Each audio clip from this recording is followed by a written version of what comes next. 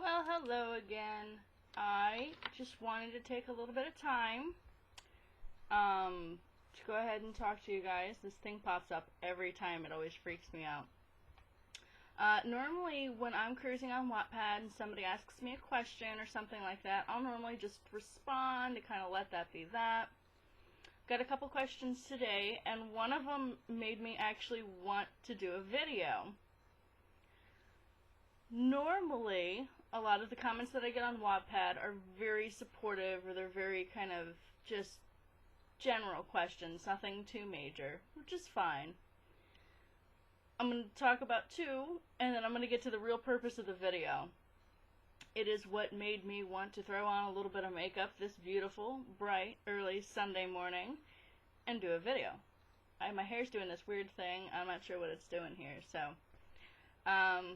one person asked me, and I'm not going to make any like screen name mentions because I'm too old for that. We're just going to leave it real general here. It says, how many stories have you written? I've actually spent the better part of probably 8 months doing nothing but like pre-writing. And what I mean by pre-writing, my necklace is all caught up here, is as I wrote like pages of like this.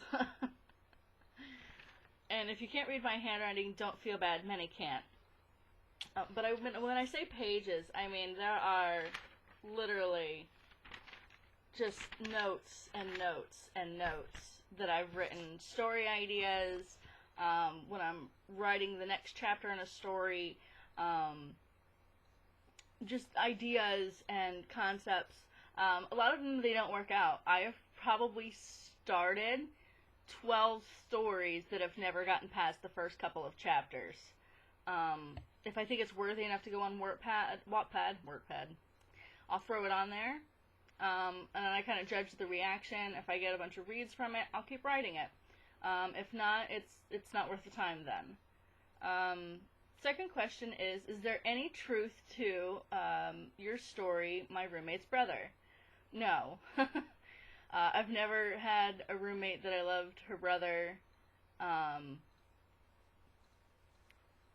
Just never really had a roommate who had a brother.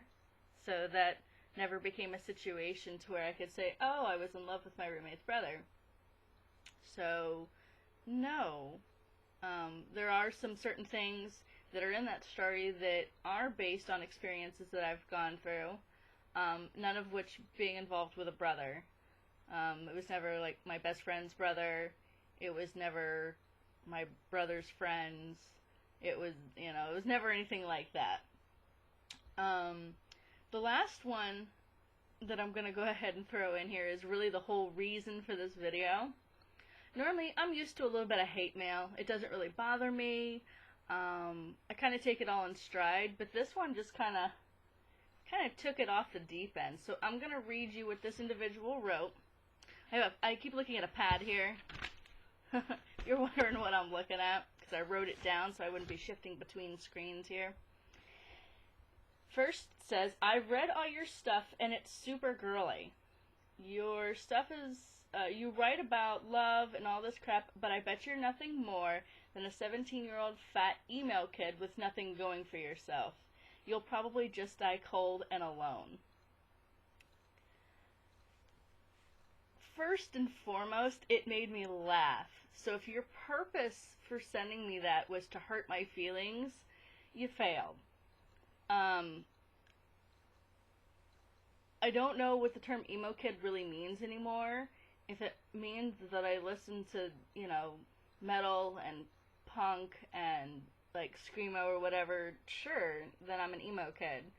If it means that I stuff my ass in skinny jeans and I wear, dark makeup and I don't care about how I look sometimes, no.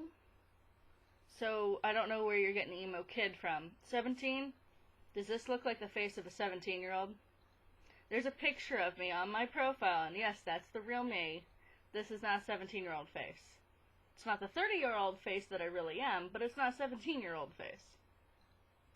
Fat, I'm a little chunky, so that really holds no weight. I've been called fat on and off as I've gone through skinny phases and bigger phases, so you're not breaking my heart with the whole busting out the fat thing.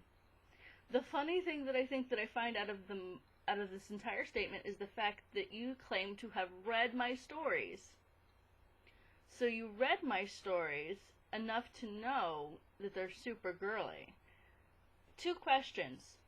Did you get all the way through them? Because if so, quit reading my shit.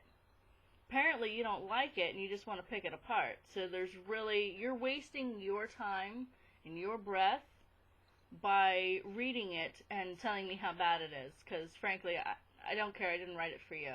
Really, I didn't write it for anybody. I wrote it for myself. And the last thing is that I have nothing going for me and that I'll probably die cold and alone.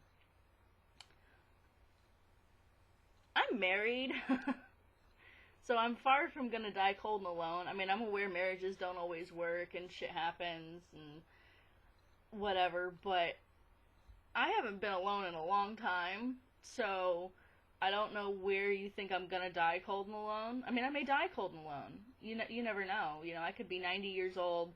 You know, my husband could have already passed on my deathbed. You know, it could happen. It's true. You know, but at that point, we all die cold and alone, don't we? So, I think it was meant more of an indirect insult. I think it was meant to tell me that I'll never find anybody. I have lost focus. This cameraman. I think it was more meant that I was just going to die by myself and nobody was going to love me. So that's... I don't know really where your insult truly lies there. So, more power to you. As far as I have nothing going for myself, I have plenty going for myself. If you think I spend all day, every day on Wattpad, you're sadly mistaken. I have a full-time job and my own business, and I am a mother, so I have a almost 7-year-old to chase after as well. So, the 10 minutes that I took out of my life this morning to go ahead and throw some makeup on, put some pants on, because frankly it's Sunday morning, I wasn't wearing any, not gonna lie, and make this video was well worth it to tell you to go fuck yourself. Bye guys.